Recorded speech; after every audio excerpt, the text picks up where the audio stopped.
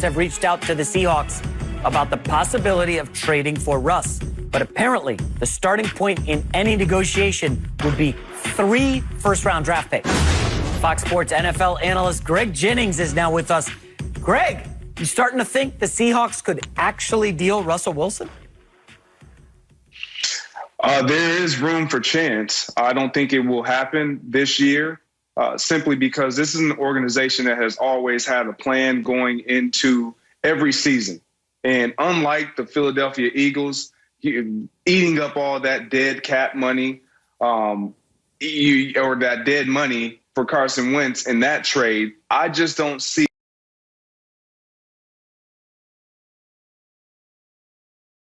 the Seattle Seahawks doing the same just to please Russell Wilson and then to get whatever they get in return. Now, that doesn't mean that you don't listen and field offers. Everyone's tradable, but there comes a point in time when you're trying to do something special. And as an organization, the Seattle Seahawks has always prided themselves into being a playoff team. And Russell Wilson gives them the best chance at doing that and repeating that success or stacking that success, if you will. And so regardless of how unhappy or what Russell Wilson's desires to have are, I believe that they will try to meet somewhere in the center and make a compromise to where Russell Wilson is getting what he feels he should get as far as the support from the organization.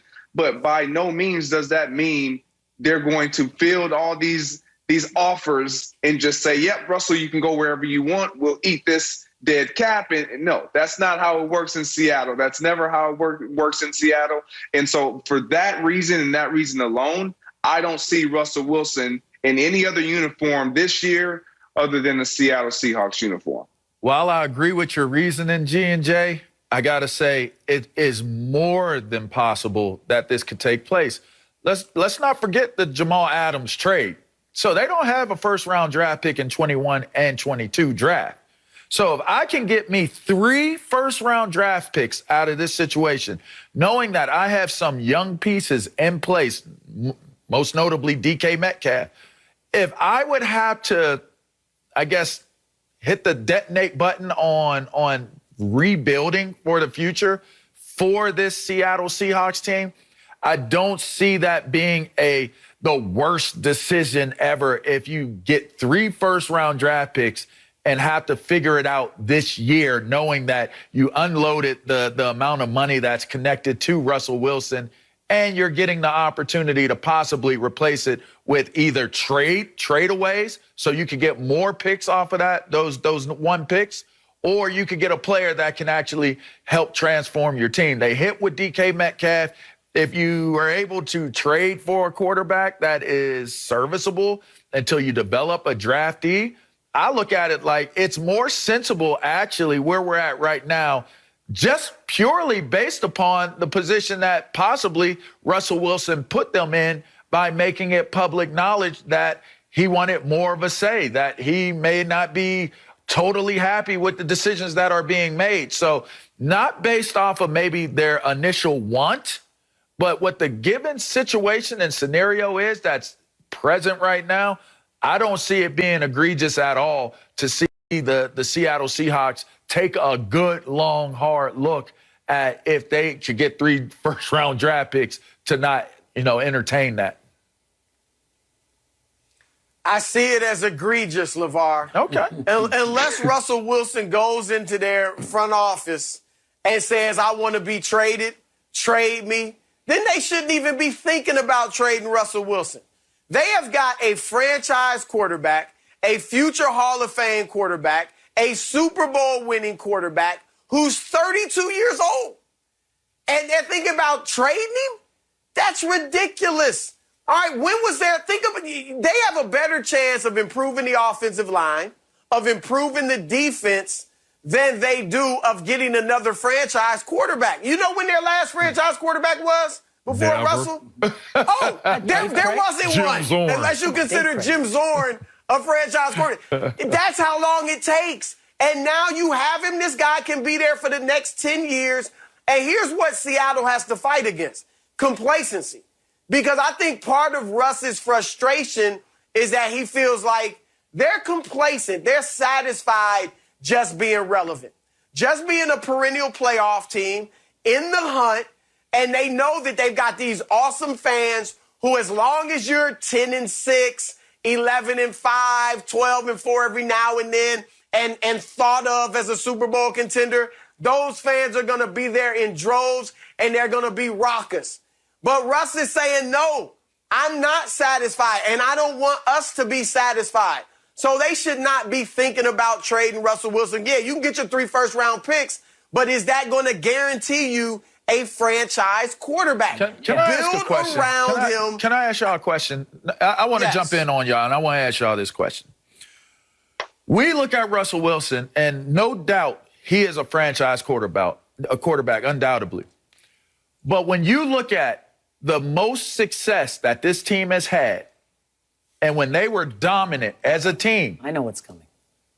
You did not need a franchise quarterback to operate that team. You needed a guy who could hand the ball off, and you needed to watch your defense. You needed to not hurt your team because your defense was going to win the games for you, and your running game was going to make it easier for your quarterback to make serviceable throws. And if they made just halfway decent decisions, if Russell Wilson made halfway decent decisions, they were going to be fine because their running game was so significantly strong. So I ask you, if I could recreate that, and I look at what you did to get Jamal Adams, says to me that you're thinking about what you had in the old days, trying to bring in the running backs that you brought in, Hyde and those guys in the offseason. It says to me that you're thinking about going back to that old formula.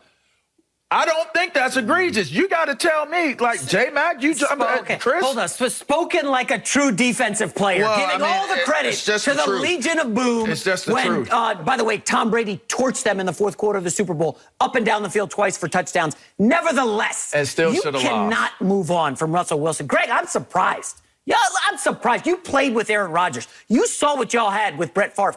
Green Bay has had franchise quarterbacks for, 30 years now. My Jets never had one, okay? You lose Russell Wilson in Seattle, good luck finding another one. Look at Miami. Dan Marino leaves. Franchise quarterback, great there for 15 years. They can't find anybody. 20 years running, the Dolphins can't find a franchise quarterback. A couple things in life, when you find a great one, you just hold on. Find a great wife. You gotta do everything to keep her. You find a good barber. Look at LeVar's hair. Look at money today, by the way, okay? You hold on to it. You find a franchise quarterback. Greg Jennings, you do not let him out the door.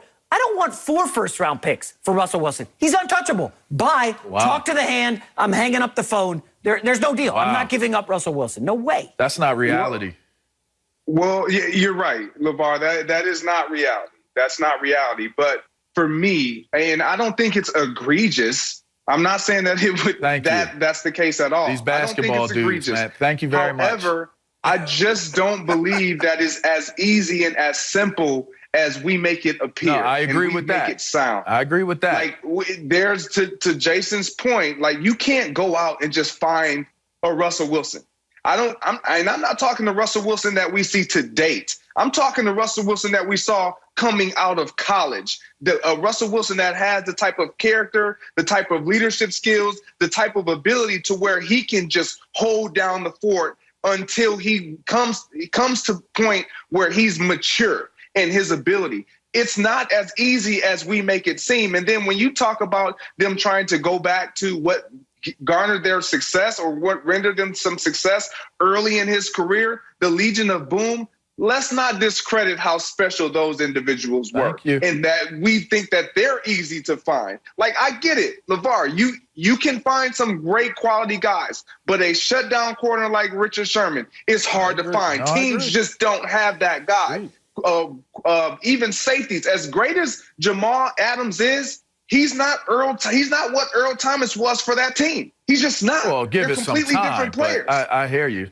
And I mean, Earl Thomas needs a Cam Chancellor. So, I mean, it plays back. So I agree with you. I agree with you on that. But again, I just will say this. All those things given, I understand. But this is a very interesting stat. In NFL history, In NFL history, no one has been sacked more in their first 9 seasons than Russell Wilson.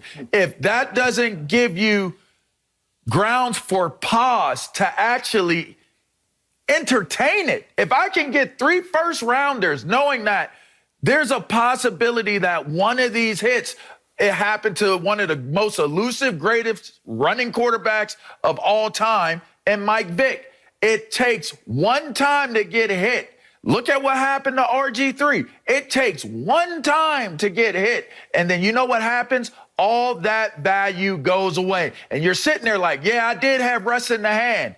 But, man, I had 3 in the bush that I could have had. And I held on to the one that was in the hand because of all this reasoning y'all giving. I just don't think it's egregious to think it through and maybe get 3 first-round draft picks for Russell Wilson. I think that's sensible. That's all I'm saying. MVP in October, we're trading him in February. LeVar, Coming up we didn't next, make no MVPs. did Cam Newton leave